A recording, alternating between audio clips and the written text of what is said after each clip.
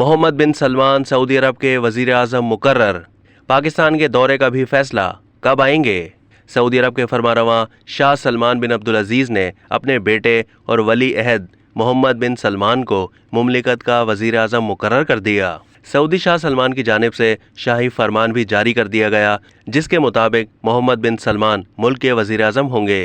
शाही हुक्मनामे के मुताबिक शहजादा मोहम्मद बिन सलमान बिन अब्दुल अजीज़ वली अहद और मिनिस्टर्स कौंसिल के सरबराह होंगे। मोहम्मद बिन सलमान नवंबर 2022 के वस्त में पाकिस्तान का दौरा करेंगे। उनको दौरे की दावत वजीर आज़म शहबाज शरीफ ने दी थी। इस मौके पर वो अहम ऐलान करेंगे, जिसमें तरक्याती मंसूबे शामिल हैं। उनको पाकिस्तान के वजीर आज़म ने उस वक्त पाकिस्तानी दौरे की दावत को दोहराया था जब वजीर आज़म की वली अहद मोहम्मद बिन सलमान से टेलीफोन पर बाहिमी उमूर पर बातचीत हुई थी। सिफारती ज़राए बताते हैं कि दौरे को हतमी शक्ल देने के लिए सिफारती सतह पर काम जारी है। सऊदी वली अहद का यह दौरा मौजूदा हुकूमत के आने के बाद पहला दौरा होगा। इमरान खान की हुकूमत के दौरान दोनों मुमालिक में तलखी पाई जाती थी, जिसे ठीक करने की ज़रूरत है।